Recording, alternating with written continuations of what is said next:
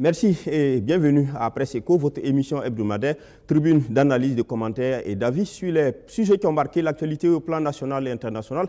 Avec nos chroniqueurs, ce sont des analystes, des journalistes, des hommes des médias. Avec eux, nous décortiquons donc l'actualité. Aujourd'hui, nous allons évoquer un ensemble de sujets. D'abord, nous parlerons de la sortie de l'opposition politique qui fustige toute idée de report des élections au Burkina Faso, faisant suite donc aux propos du président de l'Assemblée nationale. Nous allons donc revenir en large sur ce sujet-là. Et puis, second sujet, il s'agit du RPI, Rassemblement patriotique pour l'intégrité, parti dont nous avons donc parlé la semaine dernière, qui a fait sa sortie officielle. Nous allons en parler. Et puis, troisième sujet, il s'agit de l'UTS. Le débat est toujours controversé entre le gouvernement et les syndicats. L'UAS également a fait une assemblée générale dans laquelle il est question de l'UTS. Nous allons donc débattre de ce sujet. Et puis, en international, c'est le dernier sommet des chefs d'État, sommet extraordinaire des chefs d'État du G5 Sahel au Niger, à Niamey. Nous allons donc parler de ce sujet-là. Je suis avec mes invités, Lengani Issaka, il est journaliste, il est directeur de publication de l'Opinion, qui est un journal qui paraît désormais en ligne. Merci Issaka Lengani d'être sur ce plateau. Et puis André Eugène Ilboudo, il est directeur de la radio des écoles. Merci André d'être sur ce plateau. Et puis juste à sa gauche, Atiana Serge Oulon, directeur de publication de l'Événement. L'Événement, c'est un bimensuel d'investigation. Merci Serge d'être sur ce plateau. Et puis enfin, dernier invité, Évariste Faustin Concebo, il est chroniqueur média, il est président du Cercle d'éveil, qui est une association de défense des droits de l'homme. Également, premier porte-parole du FORAC, le Forum alternatif des citoyens. Merci donc à vous de nous suivre. Je voudrais juste préciser que cette émission est une émission en hommage à un des chroniqueurs qui est décédé hier. Il s'agit de Kofi Ametepe Abdoul Latif, donc, qui est décédé hier seulement à Ouagadougou de coup de maladie. Nous plaçons donc cette émission à son honneur. Nous rendons hommage donc à notre chroniqueur et nous allons revenir en fin d'émission sur des éléments le concernant et concernant également sa participation à Presse Éco. Merci donc de nous suivre. Nous commençons ce sujet-là, ce débat avec un sujet politique. Il s'agit de la sortie bien entendu, du chat noir du Nayala, comme on aime le dire, mais Émile Paré qui fustige un peu la composition du gouvernement. Il estime qu'on n'est pas dans un gouvernement d'union nationale, n'est pas non plus dans une formule de coalition, mais bien entendu, Émile Paré fait cas de la société civile trop présente dans ce gouvernement et il estime que cette société civile-là est un danger pour le gouvernement. Qu'est-ce que vous en dites, Émile Paré, qui sort comme ça de la broussaille pour encore, comme d'habitude, donner des coups de griffe. Comme vous le dites si bien, c'est effectivement à son habitude. On a l'habitude de l'entendre sur des thèmes de ce genre-là, sur des formes de ce genre-là, c'est-à-dire en quelque sorte mettre les pieds dans les plats. Moi, je crois que c'est un débat interne au MPP qui ne nous concerne pas directement. Quoique, étant le parti dominant, tout ce qu'il fait doit nous intéresser. Mais je trouve qu'il a parfaitement raison sur le fond comme sur la forme. Sur la forme parce que c'est un débat, comme je dis, qui intéresse ce parti-là, mais qui nous intéresse parce que c'est lui qui nous gouverne. Mais je dis que les solutions doivent se trouver à l'interne. Nous pouvons en discuter, mais il appartient au MPP de trouver les solutions à l'interne. En fonction de ce qu'il veut, il entend faire comme gouvernance dans le pays. Et quand on entend dire que cette gouvernance-là laisse à désirer, qu'elle n'arrive pas à résoudre les problèmes des Burkinabés, je pense que c'est une raison de plus pour les gars du MPP d'écouter religieusement ce que dit leur directeur de l'école internationale des cadres, de la formation politique, je pense. Tout à fait. Voilà, donc de l'écouter enfin et de tirer les leçons de ce qu'il dit. Ensuite, dans le fond, je crois que effectivement, les politiques doivent s'assumer. Surtout quand c'est des situations aussi complexes que celles que nous connaissons, où effectivement, il s'agit de choix politiques à faire. Aujourd'hui, en matière de défense, quel choix politique nous faisons ? Aujourd'hui, en matière de sécurité, quel choix politique nous faisons ? Et il y a aussi les conflits sociaux qui sont là, qui découlent même du fait que le chef de l'État lui-même, au départ de sa présidence, a posé des actes qui ont ouvert la vanne et qui ont permis à tout le monde de se mettre sur la ligne de départ des revendications. Donc, bravo au chat noir de Nayala et courage au MPP pour effectivement enfin l'écouter. Alors, Atiana, on analyse cette sortie de Émile Paré qui clairement dit les choses. comme peut-être certains voudraient l'entendre, mais on sent une sorte de ressenti de ne pas voir un modèle qui corresponde réellement à la réalité selon lui, parce qu'il estime que la société civile n'est pas responsable du tout, ou alors cette présidence de la société civile déresponsabilise le MPP qui n'a pas peut-être à rendre compte directement, parce qu'on peut estimer qu'il y a eu d'autres qui sont venus, qui n'étaient pas au départ et donc peut se défausser quelque part. Non, je dois reconnaître qu'il y a effectivement une constance et une logique dans les sorties du docteur Émile Paré, parce que ce n'est pas la première fois qu'il évoque un peu cette présence d'acteurs de la société civile. Ce que je peux faire ressortir par rapport à ce que vous avez avancé, c'est que les acteurs de la société civile ne viennent pas au gouvernement pour mettre en œuvre en fait, les plateformes revendicatives ou du moins des actions à mettre des organisations de la société civile. C'est le président du FASO qui est élu avec un projet de société. Et tout membre du gouvernement, toute personne qui est appelée au gouvernement est appelée en fait, à mettre en œuvre en fait, une composante de ce projet de société-là. Donc qu'on vienne de la société civile, de partis politiques, ou qu'on soit coutumier ou ailleurs, vous venez pour mettre en œuvre en fait, le programme du président qui a été élu. Et je crois que d'où que l'on vienne en ce moment, il n'y a pas d'étiquette possible, parce que si on rentre dans ce discours, on ne s'en sortira pas. Parce qu'au niveau de la Constitution, du reste, c'est public qui ne doit pas avoir de discrimination. Parce que tout ce qu'il y a comme obligation, c'est tout simplement que le Premier ministre doit venir en fait, de la majorité présidentielle. À partir de ce moment, les autres personnes qui sont appelées au gouvernement sont des Burkinabés. Et la question qu'on se pose aujourd'hui, tout simplement, ou du moins la préoccupation qu'on devrait se poser, c'est de savoir est-ce que le président du FASO a fait appel aux compétences nécessaires. Est-ce que les hommes qu'il a appelés sont à la place qu'il faut? Ce sont les hommes qu'il faut à la place qu'il faut. C'est la préoccupation, en fait, à mon avis, et non les étiquettes. Et comme je l'ai dit, qu'on soit de la société civile, de partis politiques, ou qu'on soit de coutumiers, ou je ne sais pas, qu'on vienne d'une autre planète, l'essentiel, c'est que, est-ce que ce sont des Burkinabés qui sont aptes à occuper ces responsabilités? Est-ce que ces Burkinabés sont compétents pour occuper ces responsabilités? Est-ce que ces Burkinabés sont à la hauteur de la tâche à laquelle ils ont été appelés? Et juste pour faire l'ouverture, tout simplement, pour dire tout ça, et que c'est le projet de société du président du FASO qui est mis en œuvre, et c'est sur la base de ce projet de société-là qu'il a été élu. Il a fait campagne pour cela.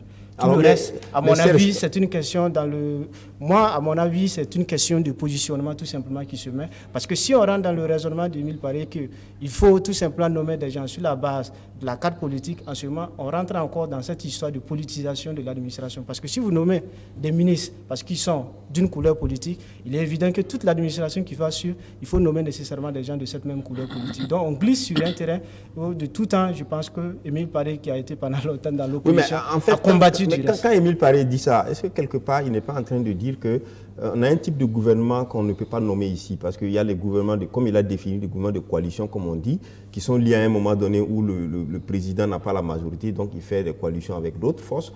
Ou alors le gouvernement d'union nationale qui est en situation de crise, donc on a besoin de composer plus large.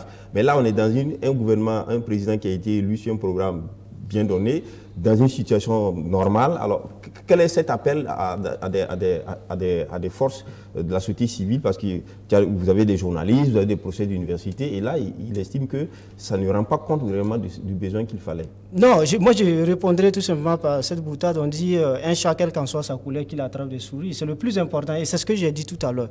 Le référentiel ici, c'est la Constitution. Qu'est-ce que la Constitution dit? J'ai reprécisé mon idée pour dire que le Premier ministre doit être issu de la majorité parlementaire ou, si vous voulez, de la majorité présidentielle. Est-ce que dans le cas du Burkina Faso, ce n'est pas le cas? Maintenant, pour tout le reste, je crois qu'on a une vingtaine, sinon une trentaine de membres du gouvernement. Est-ce que la question qui se pose, c'est une question de couleur politique? Moi, je dis tout simplement non, ce n'est pas la couleur politique.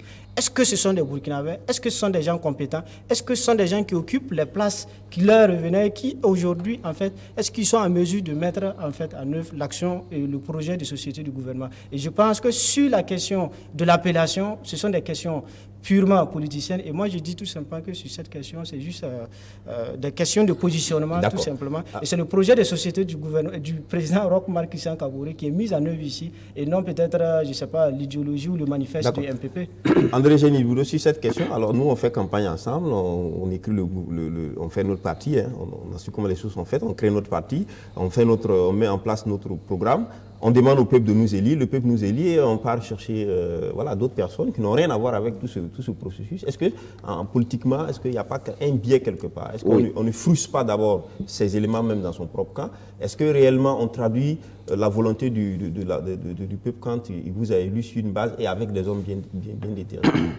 Oui, mon avis diffère un petit peu de celui de Houlon, du fait que moi je milite pour que quelqu'un qui est élu arrive avec son administration. Et il est comptable de ce qu'il fait. Et à la fin, on le juge par rapport à ce qu'il a fait avec les hommes qu'il a amenés. Donc tu arrives avec ton administration et tu repars avec ton administration, comme se fait dans les grandes démocraties. Normalement, quand les gens sont élus là, le peuple là même sait que si un tel est élu, un tel va être ministre de telle chose, un tel va être ministre de telle chose, un tel va s'occuper de tel poste. Ici, vous arrivez, et même pour le Premier ministre, vous ne savez même pas qui va être votre Premier ministre, parce que tant que le Manitou n'a pas décidé, vous ne savez pas qui c'est. Normalement, dans une politique où c'est lisible, tout le monde doit savoir que si un tel gagne, c'est un tel qui va, ce sont ces hommes-là qui vont nous gouverner. Donc, je ne suis pas d'accord qu'on arrive et qu'on aille piocher partout. Ça, ce n'est pas ma conception des gens qui veulent avoir un résultat et qui veulent être comptables de leur résultat. Deuxièmement, mon point diffère de celui de Houlon, encore une fois, sur la question de la société civile. Vous savez que dans une démocratie, il y a 3 sociétés. Il y a la société politique, il y a la société économique et il y a la société civile. Les 3 sociétés-là ne doivent pas avoir de collusion. Chacun a un rôle précis à jouer. La société politique gouverne les hommes et fait les lois pour gouverner les hommes. La société économique crée la richesse et travaille pour créer la richesse, et la société civile est là pour regarder ce que les autres font, pour aider à corriger. Mais quand vous avez une collusion, comme ce qu'on a aujourd'hui, mais vous avez le mouton que l'on a. Alors, donc je pense que dans une société pareille, il faut que chacun s'assume. Et j'ai dit, pour terminer, le Chanel est sorti, il l'a griffé, et ça va faire des traces. Alors, Émile Paré dit que les journalistes sont là, ils sont obligés de s'entendre, parler donc.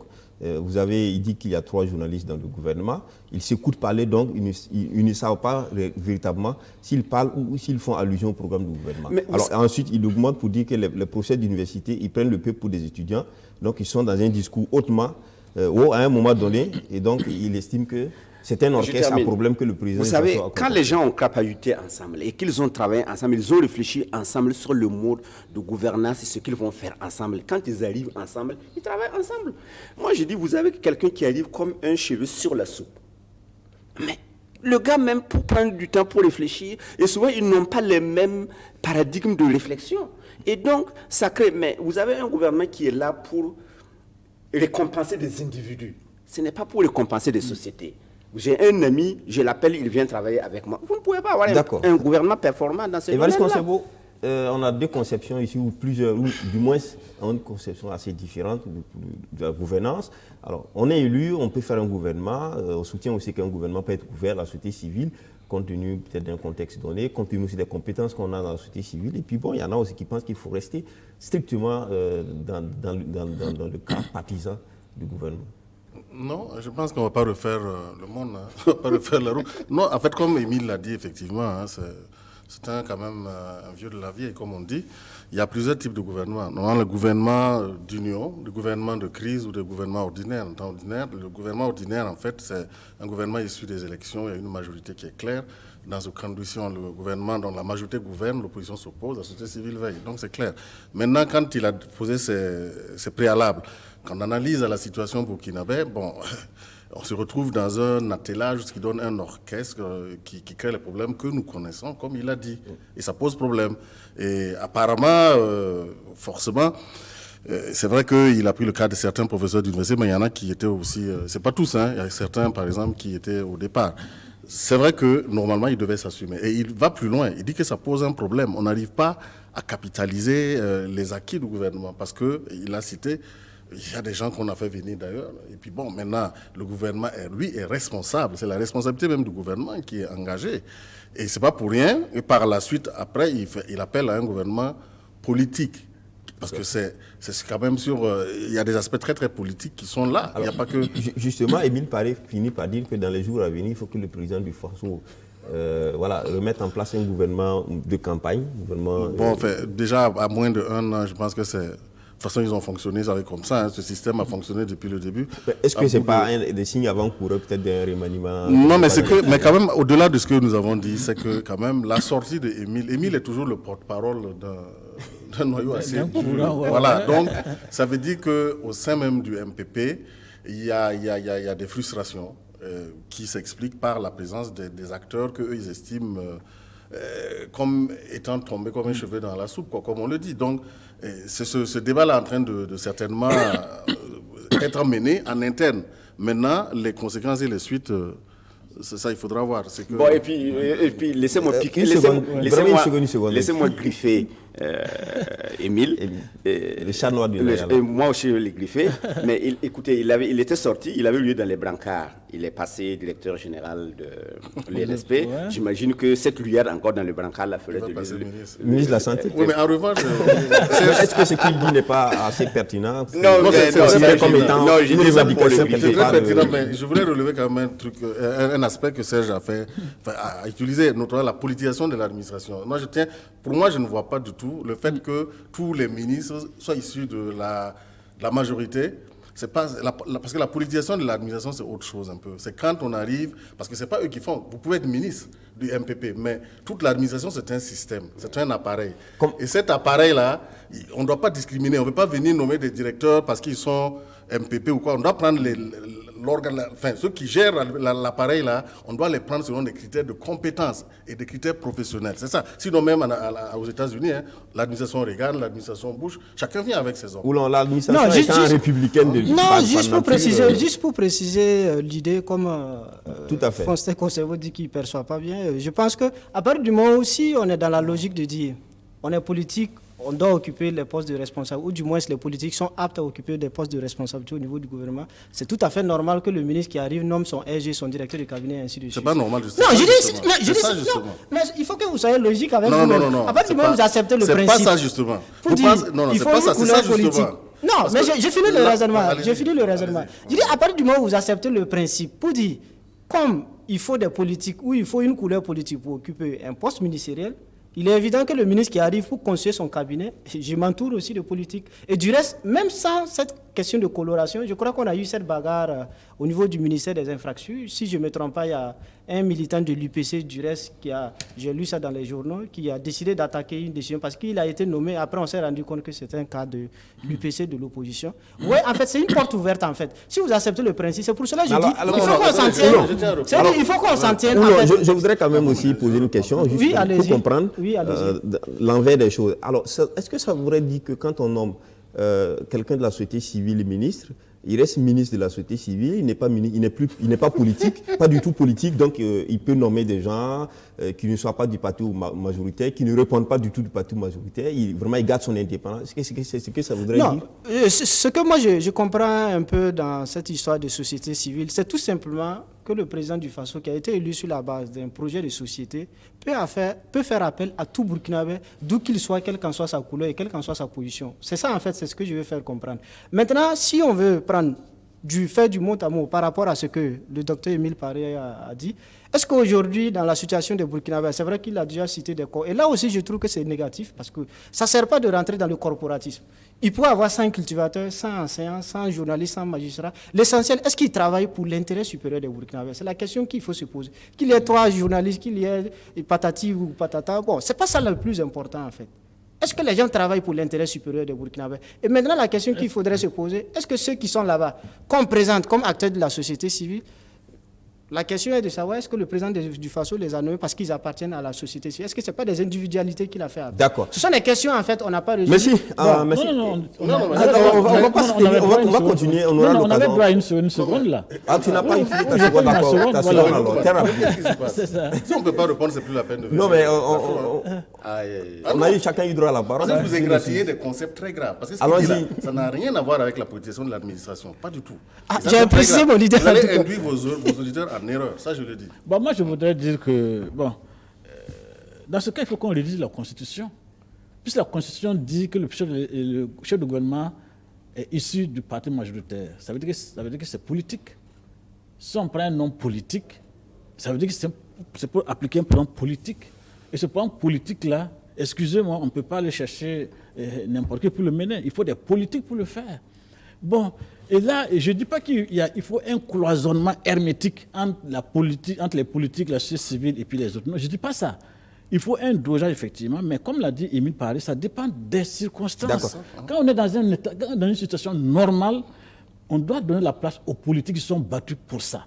Sinon, bon, on a mis des journalistes, par exemple, le gouvernement. Est-ce qu'on a fait un concours des journalistes pour voir le meilleur des journalistes pour être ministre de la communication? Je suppose qu'ils sont parlés au nom du corps. Je suppose qu'ils sont parlés au nom du corps. Ça veut dire que celui qui a été choisi, ce n'est pas des composants qui sont dans le gouvernement. Le président, il a nommé des ministres. C'est ce que ça veut dire. Selon ce qui veut dire, ce qui est clair, cette cacophonie-là, ça veut dire qu'en fait, il y a beaucoup de ministres qui ne sont pas acceptés par le parti majoritaire. C'est ce que ça veut dire. Voilà. D'accord. Merci. On continue. Dans tous les cas, cette émission est interactive. Dans la deuxième partie, les téléspectateurs, dès maintenant déjà, peuvent appeler pour s'inscrire et puis pourront intervenir puis interagir avec nos téléspectateurs sur le sujet qui les intéresse. Alors, on continue pour parler de la sortie de l'opposition politique. La semaine dernière, on parlait déjà des propos du président de l'Assemblée nationale, Bala Sakandé, qui avait laissé entendre devant les forces vives à Koudougou que si l'insécurité allait, en tout cas, crescendo, il se pourrait qu'il n'y ait pas d'élection pour cela. Alors, propos qui avaient été un peu soit mal compris, mal interprétés. En tout cas, l'opposition est sortie et a estimé simplement que l'opposition n'est pas d'accord, l'opposition s'oppose à cette idée. Ici, il est dit que tout simplement que cette déclaration n'est nullement une surprise pour l'opposition politique qui depuis des mois n'a cesse d'alerter l'opinion sur les manœuvres du MPP et de ses alliés relativement à cette question par le biais des leaders d'opinion et d'OSC acquis à sa cause. Le pouvoir distille l'idée de la non-tenue des élections sous le prétexte de l'aggravation de la situation sécuritaire. L'opposition continue pour dire que les choses sont évidentes. Le MPP et ses alliés, dont l'échec est patent et dont la gestion du pays est décriée par l'opinion, savent très bien qu'ils ne pourront pas battre l'opposition en 2020, sauf à recourir à des fraudes massives. André Génie-Ilboudo. J'ai lu la sortie qui a été signée par le directeur de la communication. Vous savez, quand vous êtes dans un groupe et que vous voulez avoir, ça aurait été un parti qui aurait signé, moi je lirais ça avec un autre œil. Mais signé du directeur de la communication, ça veut dire il faut qu'il aille dans les extrêmes pour que tout le monde s'y retrouve. Soit vous écrivez des trucs de basse classe, et tout le monde est d'accord, ou bien vous montez la gamme plus haut pour que tout le monde soit d'accord. Moi, je trouve que ce communiqué-là, moi, j'ai des problèmes avec ce communiqué. Premièrement, parce que c'est signé comme ça. Moi, les gens qui font la communication, très bien. Deuxièmement, mon souci avec ça, c'est que j'ai l'impression que ceux qui ont écrit le communiqué dénient le caractère sécuritaire de notre pays. C'est comme s'ils ne sont pas d'accord que dans notre pays, il y a un problème de sécurité. Et si l'insécurité persiste, à moins que celui qui va gagner les élections encore gère les ruines, comme j'ai dit la semaine dernière, il n'y aura pas d'élection. Je crois que, pour moi, il faut que tout le monde travaille. Ceux qui aiment le Burkina, et de l'opposition, et de la majorité présidentielle, et je sais que ce sont des patriotes, il faut qu'ils se mettent d'accord pour qu'on jugule le problème de la sécurité, pour qu'eux-mêmes, ils puissent avoir des hommes à gérer quand ils vont être élus. Deuxième point. Et troisième point, moi je demanderais à l'opposition d'arrêter de faire de la publicité du MPP. Parce que comme les publicistes disent, quel que soit ce que les gens vont dire, il faut qu'on en parle. S'ils passent toute leur vie à marteler MPP, ils font la publicité du MPP sans être d'accord avec le MPP. Peut-être qu'il faut arrêter de dire le MPP, et parler de vous-même et ce que vous allez faire. Mais je crois que passer toute sa vie à parler des autres, assumez votre propre responsabilité. Est-ce que ce n'est pas le rôle de l'opposition de s'opposer justement et de dire non quand il y a lieu de le dire? Non, je dis... Et voilà. Est-ce que l'opposition n'est pas ici dans son rôle? Dans mon esprit, l'opposition veut gagner les élections pour gérer le pays. Il faut qu'il commence à nous dire, voici notre responsabilité quand nous allons arriver. Et parler d'eux-mêmes pour dire aux gens, vous savez, quand nous allons arriver, voilà ce qu'on va faire, voilà ce qu'on va faire, voilà ce qu'on va faire pour vous. Je dis, moi je parle comme des publicistes, ignorez ce que vous n'aimez pas et prenez votre chemin. Mais André Génie-Ilboudo, quand par exemple l'opposition soupçonne déjà, les propos du président de l'Assemblée ont été suffisamment clairs, même si l'interprétation laisse à chose. Mais quand même, il a été dit et il soupçonne que le pouvoir veut ne pas organiser les élections. Et l'organisation des élections, c'est vraiment l'apanage, c'est le devoir du pouvoir. Donc si le gouvernement ne veut pas organiser, qu'est-ce que l'opposition fait? Non. Notre constitution et notre vécu démocratique commandent à ce qu'on organise les élections à bonne date. Mais c'est conditionné par si vous êtes en paix. Et c'est ce que Bala Sakandé a dit. J'ai dit aujourd'hui, mais ils ont dit que le MPP ne va pas gagner que par la fraude. C'est pourquoi j'ai dit, c'est écrit par le directeur de la communication. Parce que je ne suis pas sûr que M. Diabré, qui a posé un geste élégant quand M. Roch-Christian a été élu, va dire des choses comme ça. Ou bien, à moins qu'on nous dise, nous savons que maintenant, ils avaient gagné haut les mains d'une manière propre. Mais maintenant, nous, on sait qu'ils ne vont plus gagner d'une manière propre. Moi, je pense que cette bataille-là, moi, je dirais à l'opposition, dites-nous ce que vous allez faire pour nous préparer. Parce qu'il y a 47% contre 53%. Hein. D'accord. Je pense qu'il faut qu'ils gagnent les autres pour faire les 53% la prochaine. Or, en continuant à parler du MPP, on met dans la tête des gens le MPP. D'accord, mais d'abord, il ne parle pas non plus du MPP, forcément des... Eugène, tu fais bien de dire que le communiqué porte la signature du responsable de la communication. C'est le cadre de concertation, donc c'est même pas M. Diabré. C'est ce que j'ai dit. Voilà. Donc, en fait, c'est vrai, ils font un constat qui est clair et lucide. Le gouvernement actuel, le pouvoir actuel, ne peut pas gérer la crise sécuritaire. Maintenant, qu'est-ce qu'on fait? Nous sommes dans une situation de démocratie. C'est avec les élections qu'on provoque les changements. Et ils comptent sur ces changements-là pour amener de nouvelles ressources à même de gérer la situation. Ça, c'est le constat sur lequel c'est basé. Sur ça, il n'y a rien à reprocher à l'opposition qui est dans son rôle. Bon, maintenant, c'est vrai que ça, c'est des affirmations de principe. OK. Hein? Voilà. Maintenant, ça, c'est le principe. On sait très bien aussi, même, je pense qu'il y a 2 ou 3 ans, certaines personnalités du MPP disaient qu'il y a des situations qui connaissent pire, comme le Mali. On a même cité le cas du Mali, mais on arrivait à faire des élections. Bon, maintenant, c'est sûr qu'on va évoluer. Et tout un chacun sait que, en fonction de l'évolution de la situation, tous les acteurs, à un moment donné, seront obligés de se retrouver pour peut-être aviser et réajuster et voir si on continue ou pas. Mais c'est une réflexion. On ne peut pas ne pas mener la réflexion. Et chacun est dans son rôle, chacun est dans son cas. Mais là, André Géniveau, l'opposition dit que elle appelle ses sympathisants et l'ensemble du peuple à la vigilance, à la mobilisation, et que tous les démocrates de notre pays doivent donc se préparer à contrer une telle forfaiture, quelle que soit la forme qu'elle prend. Est-ce que ça, ce n'est pas suffisamment affirmatif? Ce n'est pas un engagement? C'est la position de l'opposition. C'est la position de l'opposition. Bon, moi, Oulon? Non, moi, c'est un faux sujet. Il n'est pas faux, non, je trouve que c'est vraiment... Pourquoi est-ce qu'il est faux? Non, je fais le prolongement, en fait, du raisonnement d'André Géniveau. Vraiment, on a d'autres préoccupations. Vous pensez que ceux qui sont à Kankiari, qui se cherchent actuellement, ce sont les élections qui les préoccupent? On aurait pu comprendre. Je ne sais pas si on ne se rend pas compte que la situation, quand même, est assez critique. Parce que vous avez au moins 14 provinces qui sont en état d'urgence. Vous avez plus de 300 000 enfants burkinabés qui ne vont plus à l'école. Vous avez plus de 1900 établissements qui sont fermés. Et vous avez là-dedans autour de 9 000, un peu moins de 10 000 enseignants qui sont à la maison, qui ne travaillent plus. Vous avez encore, je crois, au moins une dizaine de provinces où des Burkinabés dorment sous couvre-feu à partir de 19h au Sahel, à l'Est, dans la boucle du monde et une partie dans les hauts bassins. Je ne sais pas si on se met à l'idée de cette situation, que c'est assez critique. Et même si on doit organiser les élections, c'est dans les écoles qu'on organise généralement les bureaux de vote, en fait, s'y trouvent. Ce sont les enseignants généralement qui sont membres des bureaux de vote. Je pense qu'il faut analyser la situation et se dire qu'aujourd'hui, la priorité au Burkina Faso, c'est la sécurité. Maintenant, tout le reste, ce n'est que de la gesticulation et tout simplement... Mais le président du Faso à Tinkologo, le 11 décembre, a affirmé et s'est engagé à organiser des élections libres et transparentes. Donc vous m'apportez de l'eau à mon moulin, tout simplement. Si le président du Faso lui-même dit que les élections se tiendront à bonne date, la CENI est en train de dérouler en fait son programme. Je ne sais pas pourquoi, parce que le président de l'Assemblée nationale a dit quelque chose à Koudougou, allez, on saute dessus comme si c'était l'urgence au Burkina Faso. J'ai dit non.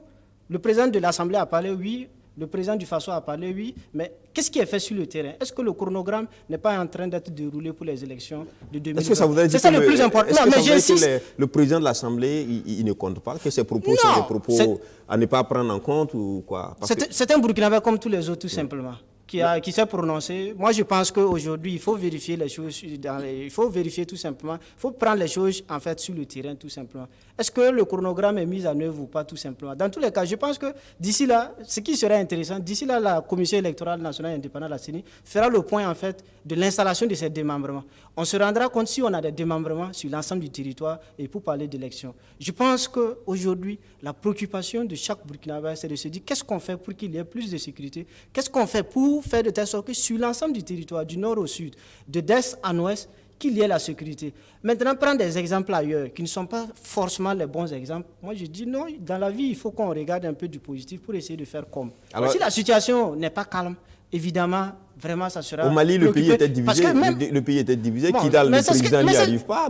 Tombouctou et tout ça. Bon, il y a eu des élections. J'espère que quand même, en tant que Burkinabé, nous n'allons pas prendre peut-être ce qui n'est pas forcément le bon exemple. Je pense que c'est ça aussi. Il faut qu'on travaille de telle sorte. 2021, on est peut-être dans un peu moins de 12 mois. Il faut qu'on travaille de telle sorte que dans ce délai, on puisse ramener la sécurité pour qu'il y ait des Burkinabés déjà du reste. Parce que dans certaines localités, il y a des villages qui n'ont plus d'habitat. Vous faites comment? André Jeanne? Vous permettez, je vais juste souligner. L'opposition parle d'élections. Moi, je suis intéressé avec cette question d'insécurité. Comment l'opposition va mener campagne? Comment vous allez faire pour aller vous déplacer même à l'intérieur du pays? Je pense qu'il y a cette réalité aussi qui est là. Il faut que les gens mettent de leur énergie pour faire de telle sorte qu'on puisse résoudre cette question-là, qui est une question de survie pour des Burkinabés qui n'arrivent plus à fermer l'œil, tout simplement. D'accord. Oui, André. Ce que je veux dire, le président a dit à Tinkoro que les élections seront organisées. Ça a pris du relief parce que nous sommes dans une situation où tout le monde se pose la question avec ce qui se passe, comment se faire. Parce que ce que le président dit là, si le pays est calme, que le pays est normal, mais que ça lui plaise à lui en tant que président, que ça ne lui plaise pas, il va organiser les élections parce que c'est constitutionnel. J'imagine qu'un journaliste ne va pas s'hasarder quand, s'il gagnait pour le deuxième mandat, aller lui poser la question, est-ce que vous allez vous représenter? Parce que la Constitution lui interdit, et ce n'est pas une question à lui poser encore, parce que lui-même, il sait qu'il ne peut plus se représenter. Je pense que nous, les journalistes, les hommes là, on crée des problèmes là où il n'y en a pas. Aujourd'hui, nous sommes en situation de guerre. J'ai dit, l'opposition n'a qu'à se préparer. Si le pays disparaît demain, il n'y aura pas d'élection. Point, barre, comme parlait l'autre. Lengani Saka? Oui, bon, moi je suis...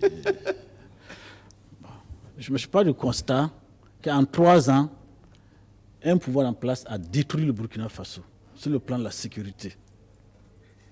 En 3 ans, 1900 écoles sont fermées.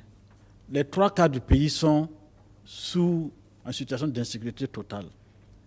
Est-ce qu'un peuple responsable peut donner 5 années encore à un tel pouvoir, à de tels hommes, à de tels Burkinabés? Je dis non.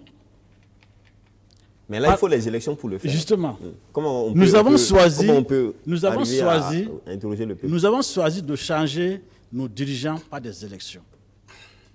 On fait comment?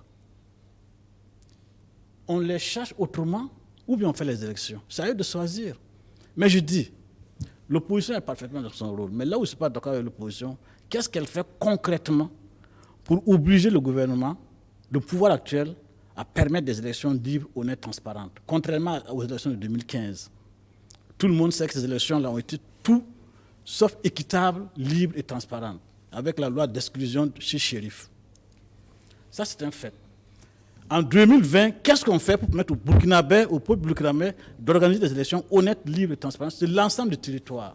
C'est ça la question. Sur la question, sur le plan juridique, il n'y a plus d'entrave, il n'y a plus d'obstacle, parce que le code électoral a été expurgé de cette loi en question. Oui, donc il n'y a plus de risque que quelqu'un ne puisse pas être candidat. Ça, c'est le fait. Et on remplace aujourd'hui par l'insécurité, en fait, pour exclure encore d'autres Burkinabés de la course. De la possibilité de donner son point de vue. C'est ça la réalité. Et moi je dis, il faut que nous sachions raison garder. Moi je dis avec force que si on continue avec les mêmes hommes, on continue avec les mêmes méthodes, on continue avec le même pouvoir, le Burkina Faso va disparaître effectivement. C'est-à-dire les drapeaux noirs vont flotter à Ouagadougou ici. Et je dis, pour éviter ça, il faut effectivement qu'on permette une autre manière de réfléchir, une autre manière de poser les problèmes, une autre manière de se battre pour sauver ce pays-là. On ne peut pas, sous prétexte qu'il y a l'insécurité, dire que ceux qui parlent d'élections sont des apatrides. Non. Ceux qui sont apatrides, s'il y en a, c'est ceux qui ont fait que nous sommes dans cette situation. D'accord. Et je dis de manière claire, de mon point de vue, cherchons à sauver ce pays-là. Et je crois que la solution n'est pas dans aucun extrême. Mais en même temps, il faut que nous cherchions à respecter les lois que nous avons votées, pour lesquelles nous sommes. Non, ce qu'il faut reconnaître, c'est que l'hécatombe dont on a égrené ici, c'est la conséquence d'une mauvaise gestion imputable au pouvoir actuel. Ça, c'est clair. Ça, c'est clair. Maintenant, moi, ce qui m'intéresse, moi, c'est pas... Bon, on a bien dit qu'il se pourrait qu'il n'y ait pas d'élection. Mais maintenant, si on se met dans une telle hypothèse, qu'est-ce qu'on fait? C'est ça qui m'intéresse. Tout à fait, la question est là. C'est ça qui m'intéresse. Sinon, c'est pas de dire qu'on ne fait pas des élections parce que la situation sécuritaire ne le permet pas. Mais qu'est-ce qu'on fait? Au bout du mandat, on parlait 4 fois ici. Au bout du mandat du président, au cas où effectivement la situation sécuritaire ne permettait pas l'organisation d'élections, parce que, comme Oulon le disait, s'il n'y a personne, on ne peut pas mettre les bureaux de vote, on ne peut pas avoir des gens pour voter. Alors, donc, comment on fait s'il n'y a pas d'élection? Alors, qu'est-ce qui va se passer? En fait, moi, mon problème, parce qu'en entendant les hauts responsables du MPP dire ce qu'ils disent, et remettre en cause le principe même des élections, moi, je me dis, mais est-ce que ce n'est pas pour cela que au niveau de l'armée, on a 100 milliards de dotations qu'on n'a pas pu dépenser? Est-ce que ce n'est pas fait à dessein? Non. Pourquoi on soit dans cette situation?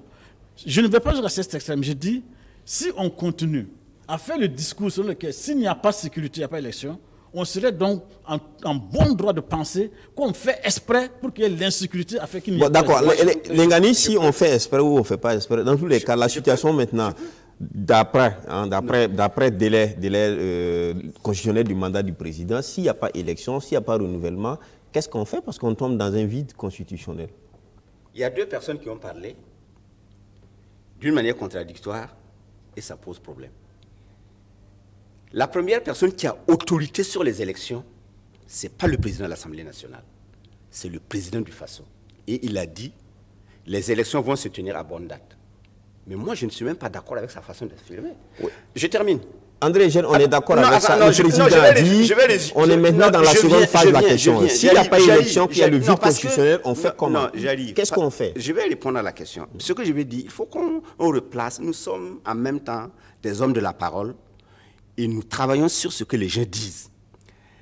C'est le président qui a autorité. Le président a dit ça, mais s'il y a insécurité du Burkina, la parole du président ne pourra pas être honorée. Et c'est ce que l'autre a dit, même s'il n'a pas autorité. Maintenant, si les élections arrivent, mais notre pays a connu plusieurs façons dont le pouvoir a été géré. Par exemple, le soir, le jour où le président Roch arrive à terme de son mandat, il peut démissionner. Il peut démissionner et puis c'est une autre personne qui prend la place. Ça, c'est une solution. Attendez. Pour 30 jours. Oui, mais et puis après, on va organiser les élections et peut-être l'opposition va gagner. Donc on revient à la même question des élections. Mais Maintenant, le président, il a droit à 2 mandats. Attendez, mais il peut démissionner. Pourquoi il doit démissionner? Parce qu'il a droit à 2 mandats. Vous me posez des questions, comme tout le monde parle sur des hypothèses. Mais je vous fais des hypothèses, puisque c'est ça que vous me demandez. Moi, je vous fais des hypothèses. L'autre hypothèse qu'on ne peut pas évoquer sur le tableau, sur le plateau, c'est que s'il y a vide constitutionnel et que la personne n'organise pas les élections et qu'il ne démissionne pas, on peut trouver une autre façon, comme ça s'est passé dans le cas de ce qui s'est passé dans notre pays, pour que notre président arrive et qu'il gère le pays. Une transition? Moi, écoutez, vous allez me faire... vous voulez que moi j'adore la Macron? Moi, je ne dirais pas ça pour être... Non, une transition peut être négociée, peut être arrangée. Mais c'est justement ce débat qui est là. Quand on dit qu'il y aura élection, il n'y aura pas élection, mais on ne se dit pas quand il n'y aura pas élection, qu'est-ce qui se passe? C'est ça qui est intéressant. Ma vie, c'est qu'il est question, pour moi, je ne résous pas des problèmes qui n'existent pas. Quand le problème va exister... Et l'anticipation, qu'est-ce que vous en faites? Non, l'anticipation. Mais vous savez, il y a des gens, il y a une personne... Non, il y a une personne qui est déjà morte dans un train où on lui avait dit que le train est à moins 30 degrés. Or, le train était chauffé à 40 degrés. Mais comme il s'était fait une idée que dans le train là, c'est le froid, il est mort transi. Je veux dire, si nous voulons spéculer, si c'est mon point de vue là, moi je dirais, avec la sécurité qu'il y a au Burkina là. L'insécurité? L'insécurité qu'il y a au Burkina là. tous les politiciens là n'ont qu'à dégager, que vous êtes de l'opposition, vous dégagez et on met La société civile. d'autres personnes pour gérer le pays. On est dans la perspective de l'hypothèse, on va dire l'hypothèse pessimiste qu'il n'y a pas d'élection. Il y a forcément un vide constitutionnel qui va s'installer. Bon, Comment cette période peut être gérée? Non, comme vous dites que c'est une hypothèse, sinon moi je me refuse à formuler un peu cette hypothèse. Je suis d'avis avec une interrogation de Lengani. Qu'est-ce que l'opposition fait ou qu'est-ce que le gouvernement fait pour qu'on résolve la situation? Moi, je pense qu'on peut retourner la même question à Alassane Balaka Sakandé quand il allait à Koudougou et qu'il a déclaré par rapport à l'insécurité. Parce que c'est un contre-pouvoir. Je pense que c'est eux qui contrôlent l'action gouvernementale. Moi, je pense que sur cette question sécuritaire-là, tout Burkinabé, en fait, a son rôle à jouer, quelle qu'en soit sa position. On est dans le rôle que chacun peut jouer. Non, mais c'est ça que je dis. Au soir du mandat du président, s'il n'y a pas d'élection, comme ça se dit, on ne pourrait pas tenir les élections. Si on ne les tient pas, qu'est-ce qui se passe? Non, je pense qu'on va travailler pour tenir les élections. Ah, et du reste, je dis non, puisque aujourd'hui, c'est vrai qu'on analyse des propos, mais c'est ce que j'ai dit. Il y a des actes qui sont posés, je pense. Puisque la CENI est en train, par exemple, de dérouler, en fait, d'installer ces démembrements. Au moins, on pourrait faire le procès, peut-être au MPP, ou à tout le reste, ou à Bala Sakandé, si à côté des paroles, il n'y avait pas d'acte. Mais je suppose, ou du moins, les Burkinabés constatent qu'il y a l'installation, en fait, des démembrements. Maintenant, comment on fait de telle sorte qu'ils puissent avoir, en fait, une certaine symphonie ou une certaine logique entre les deux, entre la situation sécuritaire qui va de mal en pis et l'installation peut-être des démembrements de la CENI, en fait. Il faut faire de telle sorte qu'on puisse faire de telle sorte et qu'on fasse de telle sorte que cette situation-là puisse être apaisée et qu'on aille en les fait... chiffres ont été sortis ici. Pratiquement, quand on regarde les chiffres, on est plus proche de l'hypothèse qu'on n'organise pas les élections que de l'hypothèse qu'on puisse l'organiser. Mais toujours est-il qu'il peut arriver qu'on organise les élections. Maintenant, la question, elle est peut-être... je ne sais pas comment dire, mais c'est une question qui reste quand même à être posée parce que... Non, je pense que vous avez pris l'exemple du Mali. C'est-à-dire que si on est dans cette hypothèse, c'est-à-dire qu'on va organiser des élections, les Burkinabés ne vont pas participer. D'accord. Voilà, tout simplement. Et du reste, je pense que la Constitution aussi prévoit des situations de ce genre où on n'arrive pas, on est dans l'impossibilité de pouvoir organiser à bonne date. Je pense qu'il y a des mécanismes qui sont prévus. Moi, je trouve que chacun, tous les deux acteurs, pouvoir comme opposition, chacun est dans son rôle. C'est le rôle du gouvernement d'un gouvernement responsable, que d'abord d'assurer la sécurité de tous les Burkinabés, faire en sorte que les écoles ne soient pas fermées et faire encore que les élections se tiennent à bonne date. Et je me réjouis que le président Roch l'a réaffirmé. Maintenant, c'est le rôle aussi de l'opposition et de rappeler quand une des grandes personnalités, quoique ce n'est même pas la personne la plus indiquée, pour parler d'élections, fut-il le président de l'Assemblée. André, Évariste Konsebo, à l'impossible, nul n'est tenu. Tout ce qu'on dit là, c'est vraiment la théorie. On spécule. Mais si jamais au soir du mandat du président, on ne peut pas tenir il faut envisager. Parce que peut-être que nous-mêmes, on ne serait même pas à Ouagadougou, on serait quelque part en train de se réfugier. Non, je vous le dis, dans tous les cas, même si on tombe dans un vide, et notre pays regorge beaucoup d'antécédents. Il y a des histoires. Pourquoi une transition peut être envisagée avec tous les acteurs? Merci. Non, vous dites quelque chose. Vous dites quelque chose. Non, attends. Non, vous dites quelque chose.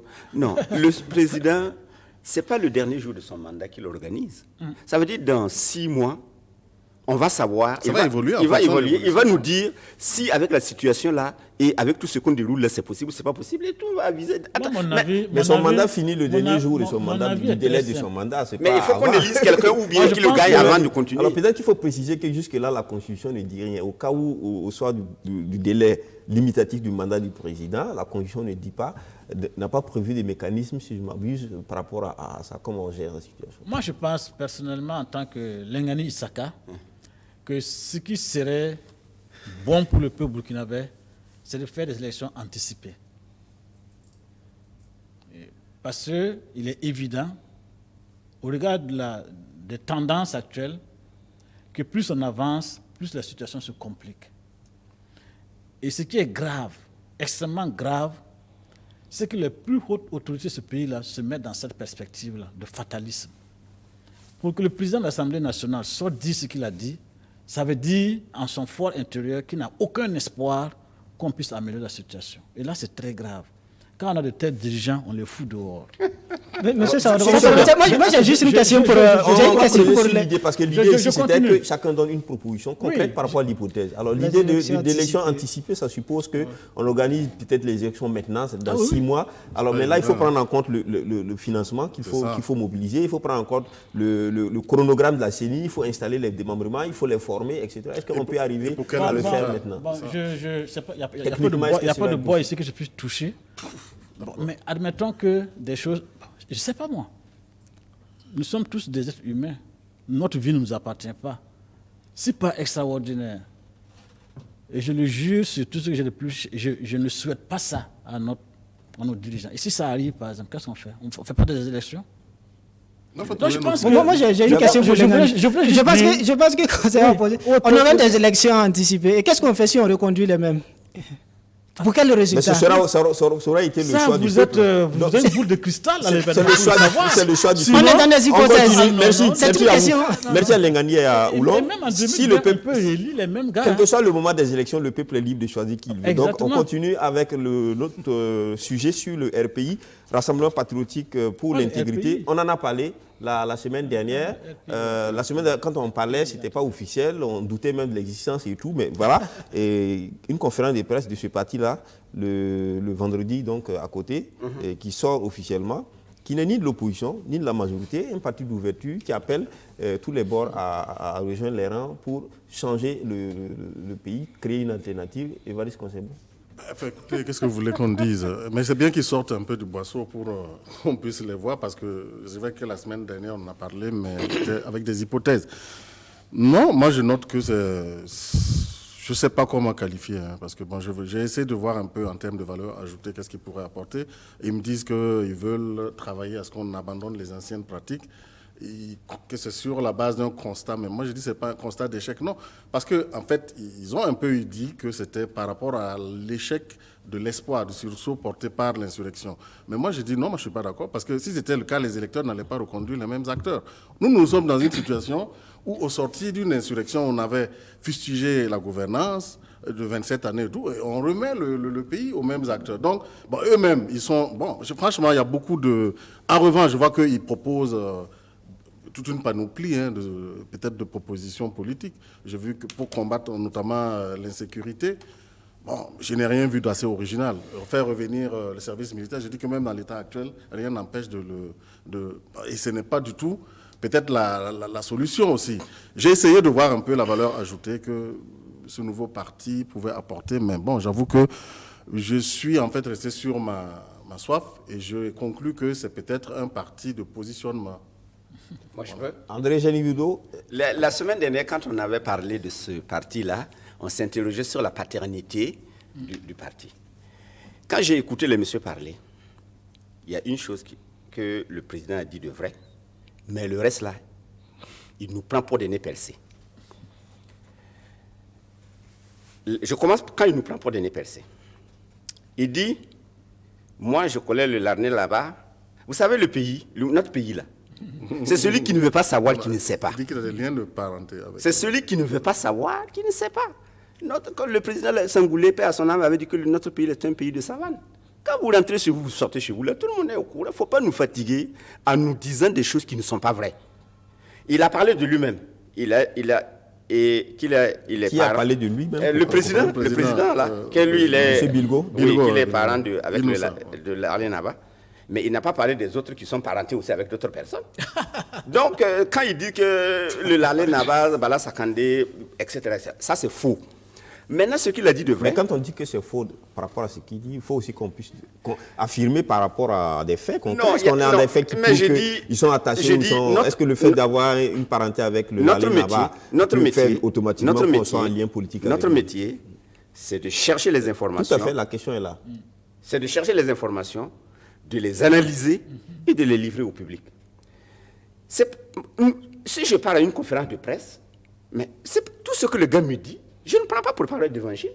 Parce qu'il y a des gens qui disent des choses qui sont fausses et qu'en tant que journaliste, je ne suis pas obligé d'être d'accord avec ce qu'il me dit. Parce que je suis moi-même obligé de chercher mes propres informations pour savoir. Vous savez, quand il dit qu'ils ne sont pas de la mouvance ni de l'opposition, je pense qu'un homme doit avoir le courage de s'assumer. Vous êtes un rassemblement des gens qui ont été déçus du MPP et quelques-uns qui sont été déçus de l'opposition et de la société civile. Et vous créez un parti pour pouvoir vous positionner dans les jours à venir. Mais si vous voulez vous positionner là, tout le monde sait qu'au Burkina, dans le positionnement, ce n'est pas dans l'opposition qu'on se positionne. Plaise à Dieu qu'il y ait des élections au moins en 2020. Les gars là vont sortir, parce qu'ils vont se mettre là en eux-mêmes, parce qu'ils vont dire quelque chose et se dire après. Si c'est pas parce que les Burkina... C'est un parti qui est né, un parti à vocation de conquérir le pouvoir d'État selon la stratégie qu'il choisit. C'est-à-dire qu'il peut choisir de s'allier au MPP ou au président ou s'allier à un autre candidat. Mais je vous ai dit aujourd'hui, que le c'est pas pays de savane, non? Le fait de ne pas dire qu'ils sont de l'opposition de la majorité, ça ne fait pas de Monsieur Sawargo, je vous donne mes 2 mains à couper. Si dans 6 mois, les gars ne vont pas nous dire qu'ils sont alliés à la majorité présidentielle. D'accord, on va prendre date. Alors, sur ce parti-là, très rapidement. Non, moi je dis encore, vraiment, ce n'est pas une préoccupation. Le fait qu'il soit parti du MPP, avec quand même, c'est des cadres du MPP qui sont partis, M. Oui, Bingo, mais... Ousmane Tabsoba, etc. C'est oui, des noms, mais le professeur, j'oublie un peu le nom, Dieudonné Ouedraogo, tous sont donc dans ce parti quand même. Bon. Ça a été dit, ayant participé à l'élaboration du programme du président et tout. Est-ce que ce n'est pas quand même... non, ce sont des mouvements, ça c'est dans la vie. Tous les partis politiques vivent cela, au CDP, à l'UPC, au FASO, autrement, aux parents. Je pense qu'on est dans l'animation de la scène politique. Voilà, ce sont les perspectives de 2020. Je pense qu'on est dans des questions politiciennes. C'est ça que je dis, ce n'est pas une préoccupation. Un nouveau parti, surtout qu'on dit qu'on n'est ni de gauche ni de droite, on n'est ni de l'opposition ni de la majorité, et avec des propositions, ou du moins la plateforme, c'est de travailler à réhabiliter, ou c'est quoi l'intégrité. Bon, je ne sais pas s'il faut un parti politique pour cela. Vraiment, je trouve qu'on a mieux à faire que peut-être de discuter de la naissance d'un parti politique. Fut-il des gens de MPP? Très rapidement. Non, c'est comme je l'ai dit, c'est un parti de positionnement auprès de la majorité ou auprès du pouvoir, c'est tout. Lengani, mais en attendant de voir exactement où se positionne-t-il. Pour le moment, vous pouvez être sûr qu'ils sont plus proches du pouvoir que de l'opposition. Ah oui. L'inverse aussi est possible. J'ajoute... L'inverse est possible. Au Burkina, c'est très rare. J'ajoute ma tête aux 2 mains de Eugène, André Eugène. Si j'avais à couper, si ces gars-là ne plongent pas dans la marmite de la majorité. Moi, je crois, effectivement, mais comme le dit André Eugène Libéraux, c'est vraiment nous prendre pour des nez percés. Et ça, ce n'est pas responsable. Des gens de ce niveau-là, je peux comprendre qu'un patron qui naît effectivement de petits frustrés du quartier tienne un tel discours, je peux comprendre. Mais que des hauts cadres, des intellectuels tiennent ça, moi je dis, c'est vraiment à la limite à vomir. Et je pèse mes mots. Non, parce que je termine. Parce que c'est quand même, on ne peut pas être une chose souris, ça ne se fabrique pas comme ça. Ni de gauche, ni de droite, ni de centre. Bon. On a vu un parti qui est né ici, agir ensemble pour le Burkina Faso. Et qu'est-ce qu'il a dit? Nous sommes de l'opposition. Ils ont pris langue avec l'opposition. Et aussi, dans leur parti, si on regarde aussi les listes, on voit des gars de la majorité actuelle comme de l'opposition. Mais alors, les gars, quand on regarde en fait leur positionnement, ils disent qu'ils ne veulent pas rester dans les carcans classiques, dans le classicisme, et qu'eux, ils veulent se déterminer comme étant une force politique qui rassemble large, gauche-droite et tout le monde. Est-ce que ce n'est pas je peux comprendre qu'on soit de la majorité, qu'on soit déçu de la gouvernance actuelle, qu'on sorte créer un parti pour dire je suis de la majorité, mais je ne suis pas pour les méthodes de gouvernement actuel. Ça, c'est tout à fait compréhensible et politiquement, ça se défend. Ça se défend. Ça peut se faire. D'accord. Mais dire qu'on n'est ni de gauche ni de droite, bon, moi, mais il y a des partis centristes, on en a même au Burkina, des partis centristes. Mais les partis centristes, ça veut dire quoi? Un autre aspect qui les enfonce davantage, c'est qu'ils disent que leur position sera déterminée en fonction de l'évolution politique du pays. Mais est-ce que ce n'est pas très normal de le dire? Merci à vous. On va terminer avec l'UTS, qui est un autre sujet. Dans tous les cas, si quelqu'un appelle sur le sujet, et c'est sûr qu'ils vont appeler, on va redébattre. Sur l'UTS, aujourd'hui, le débat est revenu, c'est comme un serpent de mer, comme on dit, qui ne meurt jamais. La dernière assemblée donc, de l'UAS, la question est revenue dans le compte-rendu qui a été fait. L'UAS campe sur sa position, qui était qu'il faut annuler l'UTS, si je ne m'abuse, c'est ça sa position, qui d'ailleurs fait qu'il y a achoppement avec le gouvernement et donc il y a même eu un appel à ce que le dialogue reprenne autour donc, de cette plateforme par rapport à l'UTS. Il y a des chiffres qui sont sortis quand même. On lit par exemple que pour les fonctionnaires de catégorie P1, P2, U, A et B, l'impact additionnel de nouvelles impositions et cas de surplus d'UTS à payer varie respectivement par mois de plus de 175 000 francs à 6 000 francs. Les catégories C, D et E n'en seront pas épargnés avec des augmentations d'UTS de plus de 5 700 à 1 000 francs. Alors, c'est un peu aussi des chiffres qui donnent les vertiges. Non, les chiffres ne sont pas tant significatifs que la compréhension même du problème lui-même. Parce que dans ce domaine, il faut distinguer en deux. C'est un problème de justice fiscale et sociale. Parce que vous avez deux catégories d'agents, ceux du public et du privé, qui, malheureusement, pour les agents du privé, pour les mêmes revenus, subissent l'application de l'UTS. Mais en revanche, pour ceux du public, pour une certaine catégorie, c'était de fait une exonération. C'est ce problème-là, et ça portait uniquement sur les indemnités de logement, de fonction et de transport.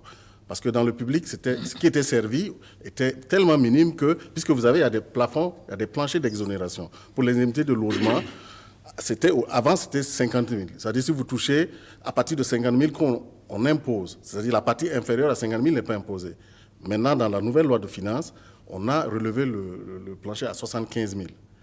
Pour l'indemnité de fonction, en fait, c'est les exonérations qui font maintenant que ceux du public, maintenant, se retrouvent dans une situation où ils sont susceptibles d'être imposés. C'est ça. Maintenant qu'on a évalué, moi, ça c'est un autre débat. Maintenant, parce que ceux du privé, compte tenu du fait que c'était quand même consistant, d'office étaient imposés. Mais l'UAS, dans ses revendications, prend en compte tous les corps. C'est-à-dire qu'ils estiment que et le privé et le public, ce sont les mêmes travailleurs, qui sont astreints à un marché. C'est le problème un peu complexe qu'il faut que j'explique. Donc, pour le public, comme ils étaient exonérés de fait parce que les montants étaient bas, ce nouveau rehaussement de la limite fait de sorte que maintenant, ils sont imposables. Mais l'UAS demande que, purement et simplement, on exonère. Pour eux, ce n'est pas une question de rehausser le plafond, mais qu'on supprime purement et simplement l'imposition de l'UTS à ces différentes indemnités dont j'ai cité, logement, fonction et transport. Tout à fait. Ça, c'est un autre problème. Maintenant, vous avez aussi le problème du fonds commun. Parce que mais quand ils le disent, on a l'impression qu'ici, pour certains qui disent équité, ils estiment que c'est parce que c'est en comparaison aux travailleurs du privé qui ne sont pas pris en compte. Alors que, contrairement à ce qu'on entend, l'UAS prend en compte aussi les travailleurs du privé et ils estiment qu'il faut lever, supprimer. Oula, sur cette question. Non, je pense que la question de l'UTS met encore sur la place publique en fait cette question de confiance entre gouvernants. Effectivement, sur cette question du l'UTS, parce que la bataille au niveau du gouvernement, c'était pour dire qu'il n'y a pas de raison qu'au niveau du privé, on impose. C'est vrai qu'il y a les considérations techniques que Concevoir a relevées, mais au niveau du gouvernement, c'était de dire qu'il n'y a pas de raison que les travailleurs du privé soient taxés et qu'au niveau du public, ça ne soit pas fait. Et qu'il faut l'appliquer à tout le monde. Le discours est le Premier ministre a parlé d'élargissement, justement. Oui, le discours est autre, évidemment, au niveau de l'unité d'action syndicale, qui évoque un peu le contexte particulier dans lequel l'UTS même a été adopté, parce que ça remonte aux années Garangos. Et qu'à l'époque, ce n'était pas une mesure qui devrait durer dans le temps. C'était juste pour gérer une situation donnée et qu'on devrait pouvoir supprimer. Et aujourd'hui, ça continue, on veut même élargir. Donc, c'est des questions de principe. Et au niveau de l'UAS, du reste, on a posé cela comme préalable, en fait, avant l'ouverture du dialogue avec le gouvernement. Or, le gouvernement veut reprendre le dialogue et même refermer avant la fin de l'année, comme s'il y avait un autre agenda. Donc, ce qui fait qu'en fait, il y a un peu ce discours, un peu ce ballottage entre les deux parties. Et finalement, on ne voit pas le bout du tunnel et ça fait que ça crée encore des sources en fait, de tension entre les deux parties. André Génie-Boudot, c'est toujours le même dialogue de sourds entre les syndicats et le gouvernement. Est-ce qu'il faut, compte tenu du contexte donné, de la vie chère, etc., des salaires qui sont tout à fait très bas, etc., est-ce que cette imposition n'est pas de trop au niveau de l'UTS? Vous savez, malheureusement, il y a des gouvernements qui avaient des champs et qui ont arrêté de cultiver. Et même tout ce qu'ils avaient qui produisait de l'argent, ils les ont privatisés. Je vous rappelle que l'UTS, c'est impôt unique sur les traitements et sur les salaires. C'est un impôt. Moi, je ne peux pas comprendre de toutes les façons, personne n'aime payer les impôts. Hein. Ça, c'est de fait. Mais cela dit, si vous buvez de l'eau de l'ONEA et qu'il y a 1 mètre cube que vous utilisez dans le mois, vous payez 18% d'impôt sur l'eau que vous avez bu. Ça s'appelle la TVA. Taxe. C'est une taxe. L'impôt, c'est plus vous gagnez, les chiffres qu'ils ont sortis là. Vous savez, les statisticiens ne mentent pas, les statistiques ne mentent pas, mais si vous avez un statisticien menteur, les statistiques vont mentir. Les chiffres là, les gens sortent les chiffres pour leur cause. Les UTS, c'est plus vous gagnez d'argent, plus vous payez des impôts. Si vous gagnez beaucoup d'argent et que vous avez beaucoup de charges, vos impôts sont diminués. C'est progressif. C'est progressif. Donc, nous sortir les chiffres comme ça. Moi, j'ai dit, notre rôle d'intellectuel, on ne peut pas accepter tout ce que les gens là nous disent. Est-ce que la dame qui vend les arachides au marché, le percepteur des impôts arrive au marché, il lui donne un ticket de 10 francs, et la femme paye 10 francs parce qu'elle est assise au marché pour vendre. Vous avez supprimé tout ça, capitation et tout. Qu'est-ce qu'on fait? Moi, j'ai dit, les syndicats sont dans leur rôle. Ils doivent revendiquer la lune. Ils doivent revendiquer le ciel. Mais il y a des réalités qui sont là. Ce qu'il faut militer, c'est payer, si nous payons plus d'impôts, que ces impôts-là nous retournent en service que le gouvernement... Alors, mais il y a un autre son de cloche par rapport à ce débat entre le gouvernement et les syndicats. On a le groupe d'action pour la promotion des civisme fiscal qui estime que si, par exemple, l'État doit exonérer l'UTS dans sa totalité, concernant l'ensemble des primes et des indemnités des salariés du privé comme le public, la part contributive de l'UTS dans le budget de l'État avoisine les 100 milliards, donc on est à 89 milliards et poussière en 2017. Et donc ça ferait près de 50% quand même de réduction et que par conséquent, il fallait trouver d'autres situations. C'est la conséquence. C'est-à-dire, si on ne peut pas, à partir du moment où on accepte d'exonérer ceux du public, automatiquement, pour une question de justice fiscale, on est obligé d'exonérer ceux du privé. Exact. Donc, et la conséquence, c'est ça, dans un contexte d'abord d'insécurité, où l'argent, la ressource financière est très rare. Ça, c'est vraiment très compliqué. Alors, Lengani, il y a un débat qui sort aussi par rapport à tout ça. Les gens estiment qu'on ne redistribue pas les ressources du pays. Il y en a, par exemple, ils estiment que quand on regarde les caisses noires de l'État sont quand même bien fournies, bien garnies. Et il y a des indemnités qu'on ne dit pas, etc. Alors, donc, par rapport à tout ça, ils estiment que la solution est peut-être ailleurs, au lieu de venir tout simplement ponctionner ou tout simplement ponctionner le travailleur qui souffre déjà. Parce qu'effectivement, de mon point de vue, moi je m'inscris dans cette ligne-là. Je me dis, les impôts, ça peut faire quoi? L'État cherche l'argent pour faire quoi? Pour fonctionner. Pour fonctionner. Bon. Si c'est pour fonctionner, il n'a qu'à commencer d'abord par bien fonctionner. C'est-à-dire bien utiliser le peu qu'il a.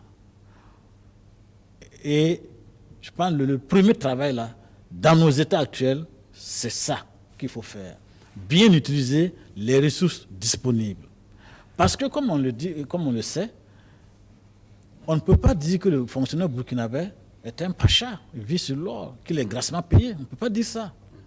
Bon, si on reconnaît que les salaires sont déjà eux-mêmes bas et qu'en plus on vient ajouter des impôts, si vous ajoutez la situation d'insécurité actuelle qui font peser sur le salaire, des charges qui ne sont pas inscrits sur le bulletin à la Caisse nationale de sécurité sociale, mais vous comprenez que le travail se trouve dans une situation invivable. Et si vous tuez la vache à lait, en fait, en quelque sorte, bon, comment vous faites? Moi, je dis qu'il faut quand même qu'on soit un peu plus pragmatique. Il y a ici, dans ce pays, en matière de dépenses, des rubriques qui sont vraiment incroyables. Vous avez parlé des caisses noires. Ça sert à quoi? Et de surcroît, ces caisses noires-là sont carrément laissées à la discrétion pratiquement de ceux qui les gèrent. Donc, en matière de transparence, il y a problème. En matière de déontologie même, de la dépense publique, il y a problème à ce niveau. En plus, il y a, de mon point de vue, des indemnités qui s'expliquent difficilement. Alors, la question Pourquoi ne pas aller à ce niveau-là? Le fonds commun aussi apparaît dans ce débat sur l'UTS. Il y a une autre injustice aussi, parce que le Premier ministre aussi a annoncé que dorénavant, les fonds communs allaient être assujettis aussi à l'UTS. Sauf qu'il n'a pas défini les modalités. Donc, depuis 2017, on devait l'appliquer, mais jusqu'au jour. Actuellement, je pense qu'il y a une commission encore qui a été créée suite à l'annonce pour voir les modalités, parce que si on l'applique comme on utilise les règles de l'UTS, ça va impacter énormément le pouvoir d'achat. Oui, André, moi, une seconde et puis je n'ai pas terminé. Pour dire qu'en fait, il y a un contexte général qui est là. Moi, je pense qu'un gouvernement, un pays ne se gère pas au cas par cas. Il y a une situation d'ensemble. Est-ce qu'aujourd'hui, le gouvernement a intérêt, sur ces questions d'UTS, à ouvrir la bagarre avec les syndicats, avec les forces vives de la nation? En tout cas, les syndicats ont appelé dans leur compte rendu. En même temps, vous appelez à l'ouverture du. En même temps, vous appelez à la trêve sociale. D'accord. Merci, les gars. André, vous terminez sur ce sujet. Moi, je voulais dire simplement, ceux qui sont dans la gestion savent que ce n'est pas le flux d'argent, ce n'est pas la quantité d'argent qui rend une personne riche. D'accord. C'est la capacité de gérer ce petit peu que vous avez. Moi, j'ai dit, le gouvernement peut me mettre 80% d'impôts. Si mes enfants vont dans une bonne université, si je suis malade et que je suis bien traité, si je sors de chez moi, je peux en prendre un transport en commun qui me coûte moins d'argent. Si je peux être bien habillé parce que j'ai de bons tissus, etc. Parce qu'on cherche l'argent pour faire des dépenses. Mais si le gouvernement nous en prend beaucoup, il faut que le gouvernement fasse les dépenses à notre place. Merci, c'est là qu'on a le problème. Merci. Alors, on va terminer, pendant qu'on prend nos téléspectateurs, on a 4 qui sont inscrits. Alors, le G5 Sahel, sommet extraordinaire qui devait se tenir à Ouagadougou, s'est tenu au Niger suite à l'attaque qu'on a connue. Et puis, les chefs d'État, donc, dans cette ambiance donc, de la convocation, dit-on, à Pau en France pour la clarification. Alors, les chefs d'État se sont retrouvés, mais finalement, ils ont décidé ensemble, si on écoute bien ce qui a été dit, dans leur communiqué final, il n'en est pas question, en tout cas concernant, et plutôt, ils ont loué leur relation avec les alliés, et le président Youssoufou est allé plus loin en taxant tous ceux qui animent donc les sentiments, dit-on, anti-français, comme étant des alliés, voilà, ceux qui sont contre les alliés et que c'est des terroristes encore à la manœuvre. C'est un stratagème des terroristes. Oulon. Non, sur les propos du président, est-ce que être anti-français ou parler de la question du départ des Français, des troupes françaises, c'est être un allié des terroristes ou un complice des terroristes? Non, je ne pense pas que les Burkinabés ou les Maliens ou les Nigériens ou Mauritaniens ou Tchadiens encore sont anti-français. Je ne pense pas que la question se pose de cette façon. Ce que moi je perçois à travers un peu ces actions de manifestation par rapport à cette présence militaire occidentale, c'est beaucoup plus un appel tout simplement à ce que les Africains en fait comptent sur eux-mêmes d'abord avant qu'on ne fasse appel à l'aide internationale. Parce que là, on a l'impression que c'est l'aide internationale qui fait le boulot à notre place, ce qui n'est pas, mais si visiblement nos forces sont incapables de le faire. Non, c'est trop dit. Je pense que si le Barkhane n'était pas là, aujourd'hui le Mali serait plus un État des Maliens. Non, la situation est différente. Là, vous avez un contexte bien précis en 2012. Mais là, il faut faire l'appréciation en réactualisant quand même la situation, en se disant que quand même, il y a de quoi, il y a des hommes et des femmes qui se battent, qui font de telle sorte qu'avec les moyens de bord, pour que nous soyons aussi, il y a un peu de sécurité quand même. D'accord. On ne peut pas nier cette réalité-là. Maintenant, sur la question du G5 Sahel, je pense encore que là, on fait fausse route parce que la solution ne viendra pas de Paris ou parce que des gens financent ou un truc comme cela. Et du reste, depuis 2014, nous constatons les résultats sur le terrain. D'accord. En 2018, il n'y a eu aucune action du G5 Sahel sur le terrain. 2019, le Burkina a su la présidente Toura dans quelques jours a passé la main. On fera le point de ce que le Burkina a fait à la tête du G5 Sahel. C'est-à-dire qu'il faut compter sur nous-mêmes. On est dans la partie concernant donc les téléspectateurs. On prend le tout premier. M. Zeba nous appelle de Ouaga. Il s'intéresse à la sortie de l'opposition par rapport à cette idée de report ou non des élections. Oui, bonjour. Oui, bonjour M. Zeba. Bonjour à tous les journalistes qui sont sur le plateau. Alors, un premier point, je voulais d'abord saluer la sortie de l'opposition, c'est-à-dire les déclarations. Alors, déplorer les propos du président de l'Assemblée nationale. Vous savez, c'est à peu près le même comportement. En 2014, dont le président, l'ex-président Hervé Ouattara, du cas, disait qu'ils étaient créés par le MPP pour tenir certains propos que le MPP ne pouvait pas tenir.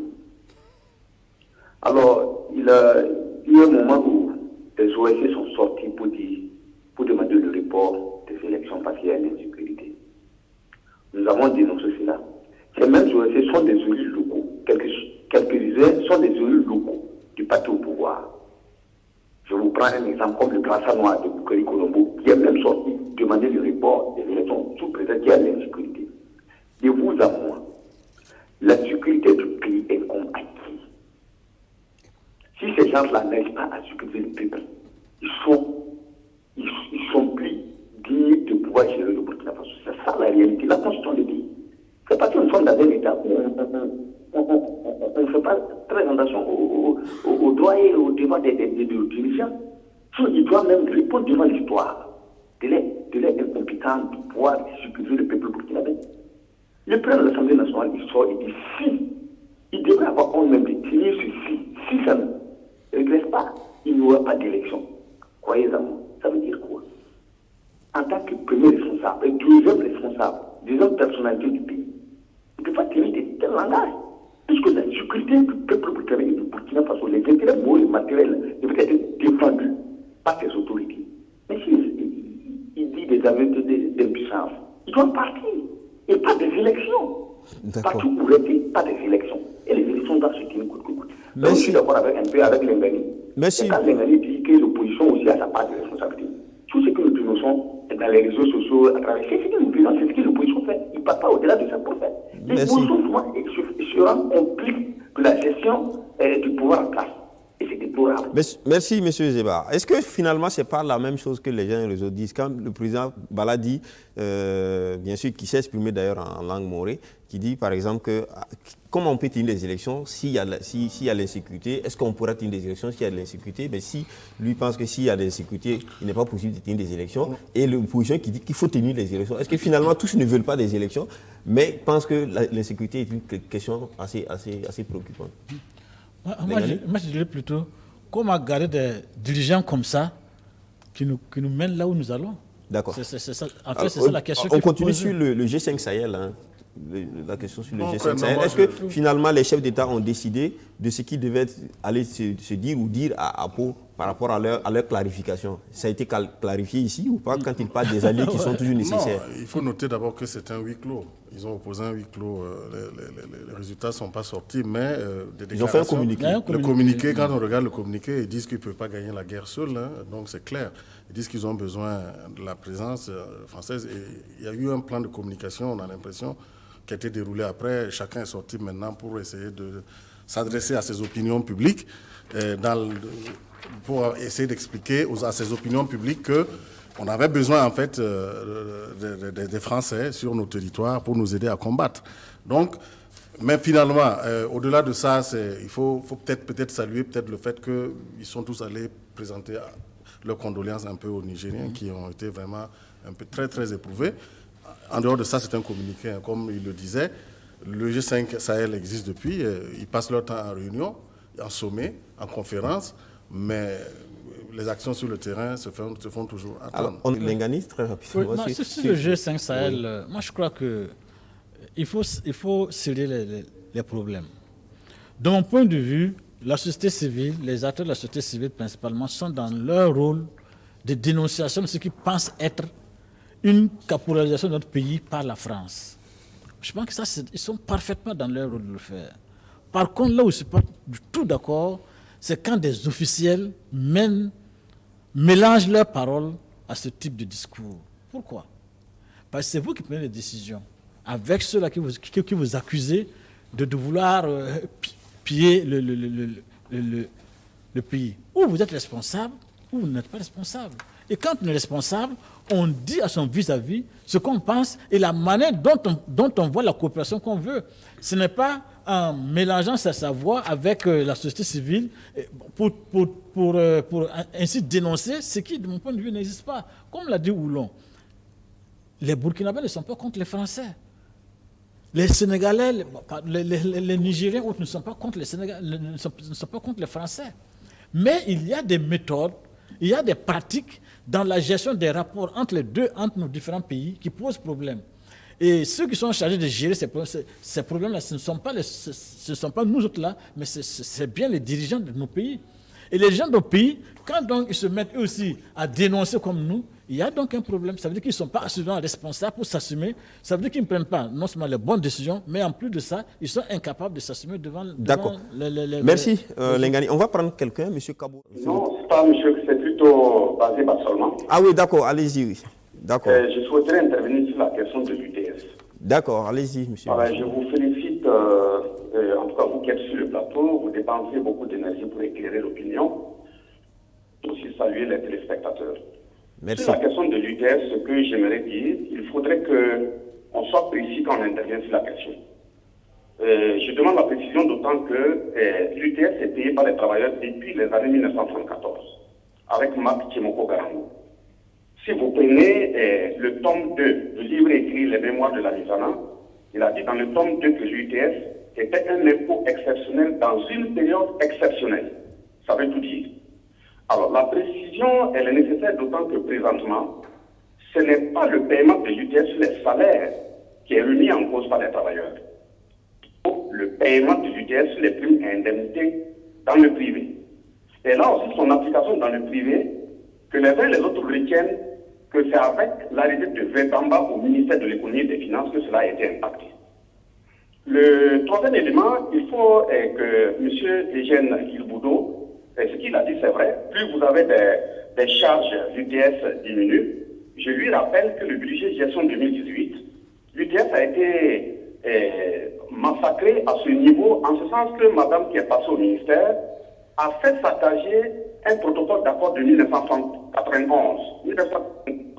Ce protocole disait que quand vous avez cette charge au niveau de la famille, il y a des possibilités de diminuer l'UTS. Le protocole a été massacré et ramené à 4 charges, sans qu'on ait même été consulté. Si vous prenez le budget qui a été voté, effectivement, c'est maintenu à 4 charges. Or, c'est un protocole d'accord qui l'avait maintenu à 7 charges. Maintenant, pourquoi nous avons revendiqué l'annulation de l'UTS sur les primes et indemnités dans le privé et le parapublic? Nous avons fait la revendication à l'endroit du gouvernement. Et le vendredi 11 septembre 2015, on a bien expliqué à Yakuba Isaac Sida et tous les ministres qui étaient avec lui, avec preuve à l'appui. Parce qu'au niveau du public, depuis 2012, nous avons constaté que les travailleurs qui vont à la retraite ont des difficultés de tenir plus de 7 ans. La majeure partie des cas, les gens meurent 3 ans, 4 années après sa retraite. Oh là là. Nous avons estimé que les conditions de vie étaient très draconiennes. Pourquoi? Parce que quand vous partez à la retraite, je prends quelqu'un qui a fait 25 ans de service. Si vous avez 200 000 francs comme salaire de base, on prend vos 200 000, on multiplie par 25, on multiplie par le taux d'annuité 2%. Ça veut dire que vous avez 50% de 200 000 pour vivre après votre retraite. Ça fait 100 000. Mais vous imaginez quelqu'un qui avait un salaire de 200 000, plus les indemnités, pratiquement à 200 000. Ça fait qu'il avait un rythme de vie de 400 000. Après sa retraite, vous le faites vivre avec 100 000. Ça veut dire que l'État lui-même programme l'assassinat de ses retraités. Des gens qui ont servi l'État, au lieu de les accompagner pour qu'ils puissent vivre de façon digne, on les massacre à moins de 3 ans. Donc nous avons revendiqué que les indemnités au niveau du public soient prises en compte dans le calcul de la pension. Le pouvoir a accepté. La CAFO a fait plusieurs études de restitution là-dessus. Le document a été apprécié depuis 2018. Par conséquent, l'État est d'accord pour prendre en compte les indemnités dans le calcul de la pension des agents de la fonction. On ne peut pas comprendre ce rétro-pédalage à dire qu'il faut élargir l'UTS, les primes et indemnités au niveau du public. Ça veut dire que l'État lui-même est d'accord à s'engager dans le massacre de ses retraités. Au niveau du privé, nous avons revendiqué l'annulation pure et simple des indemnités de l'UTS sur les primes et indemnités, d'autant que c'est avec l'arrivée de Zébama que ça a été appliqué. Et là aussi, nous avons justifié. Pourquoi? On a revendiqué d'abord l'annulation de la TVA sur les prêts bancaires. Les étudiants ont dit bon, que c'est très tôt, il faut mener une étude. Tu vas prendre un prêt bancaire, il y a TVA dessus. Tu viens pour faire des achats, il y a encore TVA dessus. Ils ont dit qu'il donc ce n'était pas possible immédiatement. Deuxièmement, on avait demandé une augmentation salariale de 25%. Ils ont dit que là aussi, les conditions ne le permettaient pas. Troisièmement, nous avons revendiqué de mettre à jour tous les avancements, les arriérés d'avancement des travailleurs. Il y a des gens qui ont 3 avancements, 2 avancements d'arriérés, dans un État qui se dit responsable. Donc, quand ils ont dit que tout ça, ce n'était pas faisable immédiatement, ce qui était faisable, c'est au moins alléger la charge au niveau du privé en incluant l'UTS sur les primes et indemnités. pas l'UTS sur les salaires. D'accord. Alors, pour terminer, on a fait des propositions. Rapidement, je donne ces propositions. Oui. Elles sont au nombre de 3. Nous avons demandé à l'État, si vous avez des difficultés, il faut tenir une conférence sur les ressources nationales. Ce qui n'est pas accepté jusqu'à présent. Conséquence, on a 553,13 milliards qui ont été indiqués de nos jours qui sont perdus sur les taxes au niveau des mines. Pourquoi? Nous avons posé aussi une question. Pourquoi le budget de l'Assemblée nationale est passé de 8 milliards à 20 milliards? D'accord. Et l'Assemblée nationale, l'autorité supérieure de contrôle d'État, ne peut pas contrôler la gestion de son budget. C'est lié à quoi? Et troisièmement, nous avons dit les émoluments des dirigeants là. Ça ne respecte pas le décret de décembre 2008 que Blaise Compaoré a signé. On ne peut pas laisser, il y a même le dossier de charbon fonds et commun qui est au niveau de la justice. On ne peut pas la gestion financière de notre pays comme ça et vouloir Merci. socialiser les travailleurs. Monsieur Bazier, on est vraiment un peu pris. J'espère que vous avez pu dire l'essentiel. Après donc votre passage, on est vraiment très très pris par le temps. On voudrait terminer cette émission avec, désolé pour ceux qu'on n'a pas pu appeler. On a un dernier élément qui concerne bien entendu l'hommage à notre confrère, à notre très cher aimé, notre collègue, disons, chroniqueur également, qui était sur le plateau de Presse Éco, donc qui est décédé, Kofi Ametepe Abdoulatif, donc qui est décédé hier, dont l'enterrement aura lieu d'ailleurs cet après-midi. On va donc revenir juste pour rappeler son passage sur Presse Éco, un de ses passages sur Presse Éco. Oui, sur la question, je pense que c'est un peu maladroit quand même pour un homme politique de cette trempe-là, de faire un peu comme nos amis font sur Facebook. Voilà, je sais qui a fait ça, mais j'éviterai de citer des noms. Ce n'est pas très responsable. Ce n'est pas courageux non plus, parce que la politique, c'est deux éléments qu'on essaie d'ajuster. Le courage et aussi la responsabilité. Et là, ce n'est pas bon parce que là, ça jette un certain discrédit. On connaît ce pays, ce n'est pas nouveau. Nous sommes un pays de savane où on peut voir quelqu'un accroupi à 100 mètres. Donc, on n'a pas besoin de ces tournures-là pour parler d'un sujet, surtout de la corruption, qui est quelque chose de très, très sérieux dans notre pays. Si on sent qu'il y a de la corruption quelque part, on a la responsabilité de dénoncer les gens qui s'adonnent à cette pratique. Peut-être que le RENLAC va demander à la coalition de... Oui, mais ils vont faire le même jeu en tournant en rond pour dire, ils ne vont pas dénoncer. Mais là aussi, ça dénote de quelque chose. Quand ces affaires-là les arrangent, ils trouvent que c'est mauvais, c'est les autres. Mais chacun, on sait, les journalistes sont proches de tous les partis. Voilà, maintenant, ils n'ont qu'à souffrir du fait que le parti au pouvoir a nécessairement plus de clients que les autres. Parce qu'ils sont au pouvoir, ils ont le pouvoir. Ah, ouais. Merci Kofi Ametepe. Oui. Merci pour ces interventions. Alors, donc, comme vous le remarquez, hein, c'est Kofi Ametepe, qui est devenu par la suite, suite à sa conversion à la religion musulmane, qui est devenu Abdoulatif par la suite. Alors, il a été donc journaliste, il a dirigé comme chef délégué du quotidien privé le 24 heures. Après, en 2001, il a rejoint le quotidien Le Pays, où il est resté 4 ans. Et puis après, il est parti à Jiji.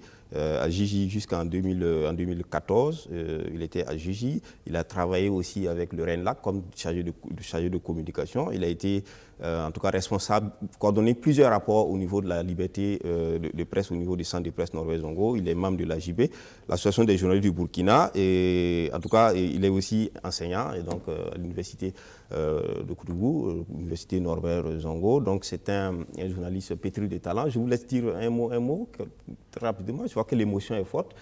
Mais bon, voilà. Lengani?